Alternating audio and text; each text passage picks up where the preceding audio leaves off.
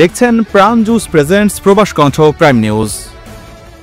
মালয়েশিয়ায় অবৈধ অভিবাসী বিরোধী সাঁড়াশি অভিযানে বিভিন্ন দেশের প্রায় ৬০০ অভিবাসীকে আটক করেছে অভিবাসন পুলিশ। আটককৃতদের মধ্যে ৮৫ জন বাংলাদেশি রয়েছেন বলে বিবৃতিতে জানিয়েছে ইমিগ্রেশন বিভাগ।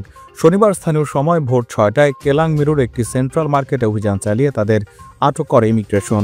শনিবার সকালে ক্লাং মেরুর সেন্ট্রাল মার্কেট কমপ্লেক্সের অভিযান পরিচালনার সময় চারদিকের পরিবেশ বিশৃঙ্খল হয়ে ওঠে এবং অভিবাসীরা ছোটাছুটি শুরু করেন।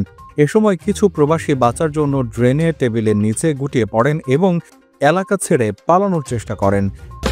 মালয়েশিয়াতে ১০ রিঙ্গিতের প্রাণ জুস কিনে এবার গাড়ি জেতার সুযোগ। এছাড়াও পেতে পারেন মোটরবাইক, বাইসাইকেল সহ অন্তত ২৫টি আকর্ষণীয় পুরস্কার।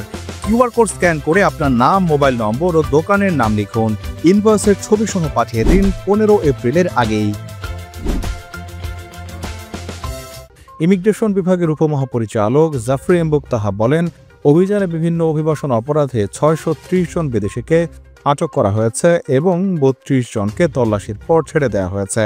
আটককৃতদের মধ্যে ১৭ থেকে ৫৭ বছর বয়সী ৬২৮ জন পুরুষ এবং ২ জন মহিলা রয়েছেন, যার মধ্যে ৫৩০ জনই মিয়ানমারের নাগরিক, ৮৫ জন বাংলাদেশি, ৯ জন ইন্দোনেশিয়ান, ৫ জন ভারতীয় এবং ১ জন নেপালি অবৈধ প্রবাসী রয়েছেন। জাফরি বলেন, আটককৃতরা ১৯৫৯ এবং ১৯৬৩ সালের ইমিগ্রেশন আইনের অধীনে বৈধ ভ্রমণ নথির অভাব, ভিসার শর্ত লঙ্ঘন এবং অতিরিক্ত সময় ধরে অবস্থান করায় তাদের আটক করা হয়। তদন্তে আরও জানা গেছে, কিছু অবৈধ প্রবাসী তাদের নিজস্ব তত্ত্বাবধানে দোকান পরিচালনা করছিলেন এবং কেউ কেউ মূল মালিকদের কাছ থেকে ভাড়া নিয়ে পরিচালনা করছিল, যার কোনো বৈধ নথিপত্র ছিল না। আরও প্রয়োজনীয় ব্যবস্থা নিতে আটককৃতদের সিমোনিয়া ইমিগ্রেশন ডিপোতে পাঠানো হয়েছে। প্রবাস কণ্ঠ নিউজ ডেস্ক।